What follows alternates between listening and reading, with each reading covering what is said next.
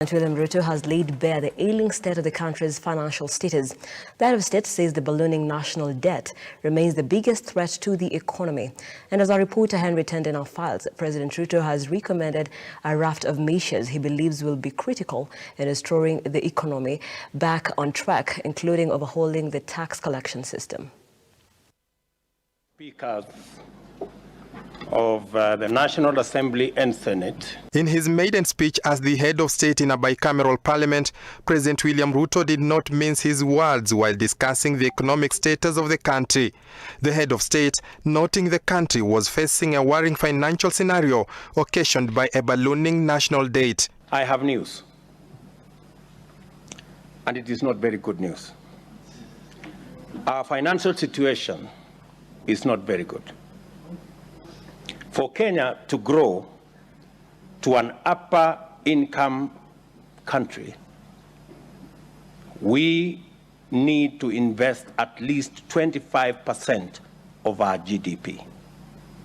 Our current national savings is below 10% of our GDP, which translates to an investment savings deficit of 15% of our GDP. Over the last decade, we have sought to close this gap with public borrowing. The president, in a concerned tone, decrying over-reliance on borrowing to finance the country's recurrent expenditure. We're all aware that our total collection is 2.1 trillion, which is only enough to pay debt and to pay salaries. Everything else, we have to borrow. The government members should never borrow to finance recurrent expenditure. To address the immediate economic turmoil the country is facing, President Ruto has mandated the Treasury to look for funds to reduce financing of this fiscal year with borrowed funds. Over the next 3 years, we must reverse this and go back to the situation where government contributes to the national saving efforts by keeping recurrent expenditure below revenue. To this end, I have instructed Treasury to work with ministries to find at least 300 billion shillings in this year's budget so that we can remove it, because the market cannot sustain the kind of borrowing we are doing as government. In the long term, the head of state has proposed a shift in the way the country conducts its business. On the revenue side, I am committed and determined to ensure that our tax system is responsive to the needs of the economy.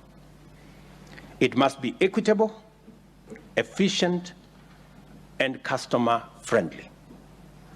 The economic principle of equitable taxation require that the tax burden reflects ability to pay.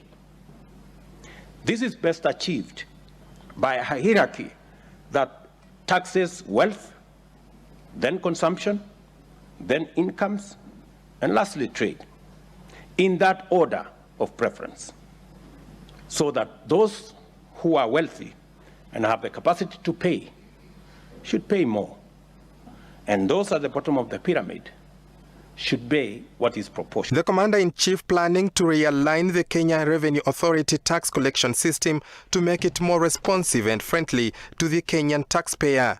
We are overtaxing trade and undertaxing wealth. We will be proposing tax measures that begin to move us in the right direction. We will also work with the Kenya Revenue Authority on a culture change to make it a people-friendly, customer-centric organization.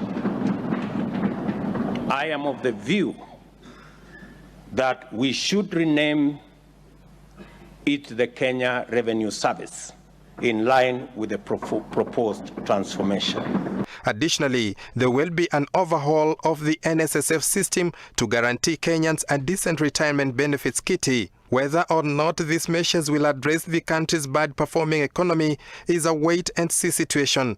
Henry Tende, Look Up TV.